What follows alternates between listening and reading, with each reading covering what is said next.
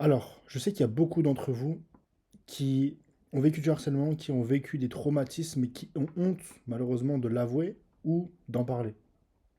Là, je vais te raconter une histoire qu'un de mes clients, je vais te raconter l'histoire d'un de mes clients, en fait, ce qu'il a vécu, anonymisé, ani- anonymisé. Waouh, c'était dur. Anonymisé, je crois que ça se dit comme ça, sans dire le prénom, pour que tu te rendes compte comment il était avant, qu'est-ce qu'on a fait ensemble et comment il est aujourd'hui. Ok? Bah, c'est simple, c'est que cette personne-là a vécu du harcèlement physique, moral et verbal. On l'insultait, on le frappait, et parfois même on le jugeait, on se moquait par rapport à ses formes et par rapport à son physique. Donc au collège et au lycée. Ça veut dire que aujourd'hui, à 21 ans ou 22 ans, je sais plus exactement, 21 ans ou 22 ans, la personne, donc mon client, le premier appel que je faisais avec lui, il était dans son lit, fenêtre fermée, volet fermé, juste la lumière de la chambre et parfois même la lumière seulement du téléphone pour éclairer son visage. Ça veut tout dire. Ça veut tout dire parce que elle était tellement dans un mauvais mood, cette personne, que tout son entourage, toute sa vie, était dans ce même mood. Pas de lumière allumée. Je mange pas aux bonnes heures. Je dors pas assez ou pas bien. Je me nourris pas. Je fais pas de sport. J'ai un travail mais ça me plaît pas. Je suis pas heureux. Je souris pas. Je rigole pas. Je sors pas. T'es dans ce cas-là, si t'es dans ce cas-là, t'es vraiment dans un cercle vertueux qui est horrible. Qui est horrible. Et pour faire en sorte de faire le switch, envoie-moi un message, ou en tout cas rejoins le canal WhatsApp dans la bio, pour que je puisse t'aider à passer cette situation. Parce que je sais ce que c'est. Je sais vraiment ce que c'est. Et c'est vraiment, quand tu es dans cet état, tu passes tes journées à ruminer. Ok, mais qu'est-ce que je vais faire de ma vie? Pourquoi ils ont touché que moi? Pourquoi ils ont fait ça à moi? En fait, tu te dis des choses que tu ne dis pas à voix haute. Tu penses vraiment tout fort dans ta tête, mais quand tu parles, tu penses tout bas. Et du coup, cette personne, j'avais très bien compris que je pouvais largement l'aider. Donc on a travaillé ensemble, et les premières séances, bah forcément, c'était beaucoup de... Ok, bah d'où ça vient en fait? Quelle est la racine? Ok, t'as vécu du harcèlement, mais c'était quand? C'était qui? Comment tu l'as vécu? Comment tu l'as senti? Et aujourd'hui, comment ça t'impacte?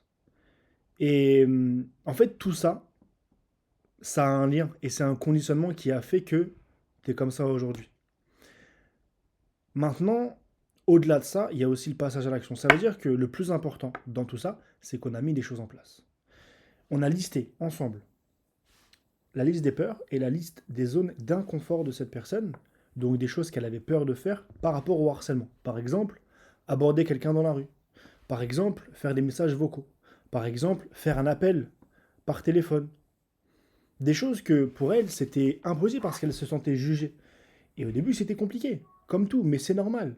Mais ce qui a fait la différence, c'est ce truc-là de je comprends d'où ça vient, donc je passe à l'action. Je relativise sur ce que ça peut me faire, ce que ça peut me faire ressentir, parce que ce que je ressens, je le comprends. Et c'est ça, ça fait toute la différence. Parce que jusqu'à maintenant, tu as été habitué à ressentir des choses sans comprendre d'où venait cette émotion et ce ressenti. Donc forcément, quand tu comprends, bah ça fait un switch. Et là, en fait, il y a une chose qui se passe dans ton corps, dans ta tête, dans ton esprit, c'est qu'il n'y a plus de flou en fait mental. T'as la vision sur d'où proviennent ces émotions. Et la dernière étape, c'est de répéter. Et c'est d'être accompagné, d'être poussé. Je m'explique. Ça veut dire que tu vas avoir l'objectif de faire les choses que tu as peur de faire en étant accompagné donc de la bonne manière, mais en te reprenant à chaque fois. Et c'est vraiment ce qui fait, ok, on voit toujours, c'est vraiment ce qui fait la différence entre une personne qui pratique, entre une personne qui pratique en faisant semblant. Parce que jusqu'à maintenant, tu as dû méditer, prendre des douches froides, lire des livres, écouter des podcasts, regarder des vidéos de motivation. Mais malheureusement, il n'y a pas eu ce déclic mental. Il n'y a pas eu ce truc-là qui a fait que tu as changé ta vie personnellement. Parce que c'était que dans la théorie jusqu'à maintenant, mais tu n'as pas eu de pratique factuelle.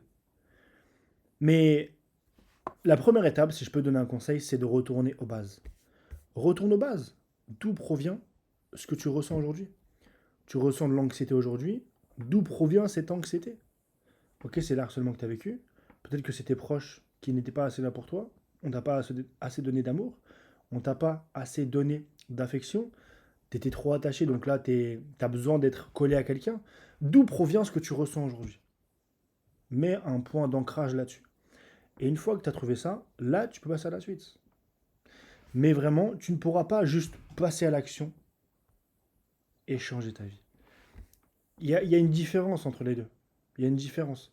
Et il faut que tu comprennes ça pour finir cette vidéo, c'est que mon client, il est passé de j'ai peur du regard des autres, j'ai peur d'être jugé, j'ai peur d'être moqué, je ne suis pas moi-même quand il y a des autres, et je me restreins dans ma vie, et je survis.